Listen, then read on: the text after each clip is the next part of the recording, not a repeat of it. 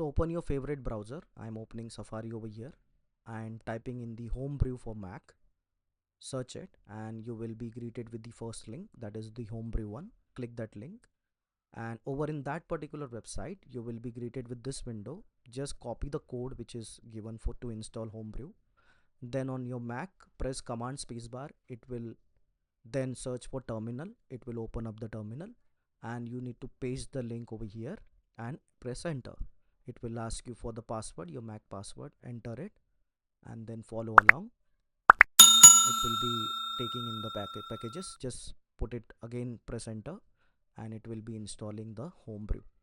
You will get a message like this. Run this command in your terminal to add Homebrew to your path. And then what you have to do is you need to type in the brew space install space GROMACS and press enter. And here it will be taking in the packages and installing it on your Mac.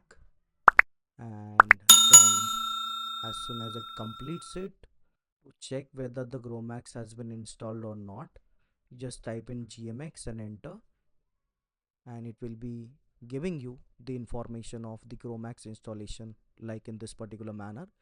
You can see over here the GROMACS, it has been installed and it is now available through the terminal. You can see one more way is to check the version of GROMACS is to just type in GMX space hyphen version, type in the version and then press enter.